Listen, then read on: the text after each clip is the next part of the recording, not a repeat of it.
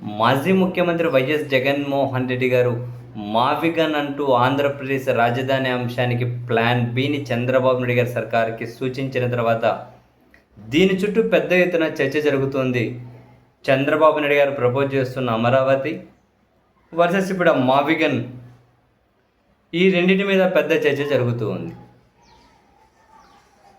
And ఈరోజు media ముందుకు వచ్చినటువంటి విజయవాడకి చెందిన వైసీపీ నేత, జిల్లా అధ్యక్షులు కూడా దేవినేని అవినాష్ గారు కొన్ని కీలక వ్యాఖ్యలు చేశారు. నిజం చెప్పాలి అంటే నాకు తెలిసి కూటమిలో ఉన్నటువంటి విజయవాడ అంటే కూటమిలో ఉన్నటువంటి నేతలకు కూడా ఈ అభిప్రాయం ఉండొచ్చేమో. బట్ వాళ్ళ రాజకీయ ధర్మం ప్రకారం బయటకి అసంతృప్తి వ్యక్తం చేయకుండా ఉండొచ్చు. దేవినేని అవినాష్ చేసిన కమెంట్స్ ఏంటి? అమరావతి కోసం విజయవాడ పీకని సర్కారు పిసికేస్తూ ఉంది. చంద్రబాబు నాయుడు గారికి ఫస్ట్ నుంచి విజయవాడ అంటే నచ్చదు అని చెబుతూ, సరే ఫస్ట్ నుంచి విజయవాడ అంటే నచ్చదు అనేది ఒక పొలిటికల్ కమెంట్ కావచ్చేమో, బట్ అమరావతి కోసం విజయవాడ అభివృద్ధి చేయకుండా దాన్ని పీక పిసికేస్తున్నారు అన్నది చాలా కీలక కమెంట్.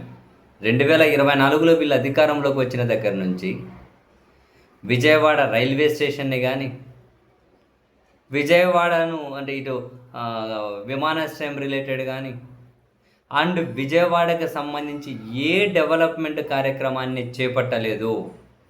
ఈ 2 సంవత్సరాల్లో వీళ్ళు విజయవాడలో కానీ, గుంటూరులో కానీ, లేదా అటు మచిలీపట్నంలో కానీ అదిగో మేము ఈ డెవలప్మెంట్ కార్యక్రమం చేశామని వీళ్ళు కనుక చూపెట్టమనండి, నేను ఛాలెంజ్ చేస్తూ ఉన్నా.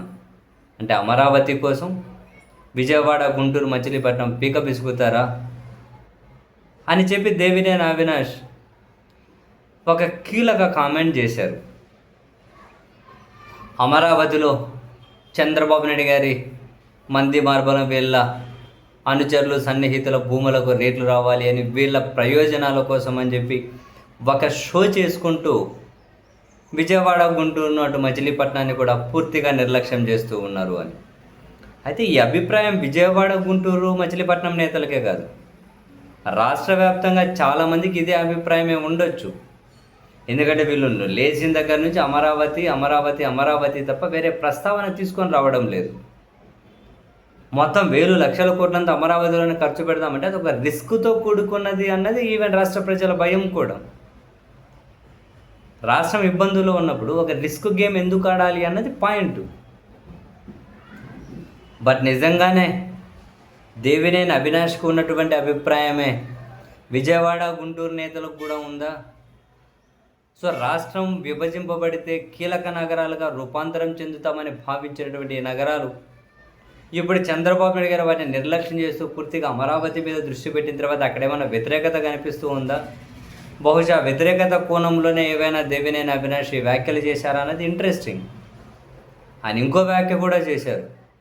విజయవాడలో కనకదుర్గ ఫ్లైఓవర్ కట్టలేని మీరు, బెంచ్ సర్కిల్ ఫ్లైఓవర్ కట్టలేని మీరు, ఇప్పుడు 3 సార్లు ముఖ్యమంత్రిగా ఉండి కూడా ఇప్పుడు 4వసారి చంద్రబాబు గారు, అఫ్కోర్స్ అంతకు ముందు గురించి అంటారు, 3 సార్లు ముఖ్యమంత్రిగా ఉన్న 19 వరకు విజయవాడలో వరదలు వచ్చింది అంటే ఆ ప్రజలను ఇంకెక్కడికో పునరావాస కేంద్రాలకు తరలించుకుంటూ పబ్బం గడుపుకునే మీరు, కనీసం అక్కడికి రిటైనింగ్ వాల్ కట్టాలి అన్న ఆలోచన కూడా చేయలేని మీరు, ఇంక అమరావతిని కడతామంటే ఎవరు నమ్ముతారు? మీదంతా షో అన్నారు దేవినేని అవినాష్. కనకదుర్గ ఫ్లైఓవర్ కట్టింది మా హయాంలో, బెంచ్ సర్కిల్ ఫ్లైఓవర్ కట్టింది మా హయాంలో, రిటైనింగ్ వాల్ కట్టింది మా హయాంలో, విజయవాడ అభివృద్ధి చెందింది అంటే మా హయాంలో, మీరు వచ్చిన తర్వాత పూర్తిగా గాలి వదిలేశారు అన్నారు. నిజంగా చాలా చాలా కీలక కామెంట్ చేశారు. ఆయన అయితే ఓపెన్గా ఛాలెంజ్ అనేది అంటూ ఉన్నారు, విజయవాడ, గుంటూరు, మచిలీపట్నంలో మీరు చేసిన డెవలప్మెంట్ కార్యక్రమం ఏంటో చూపెట్టండి అని. ఇంట్రెస్టింగ్.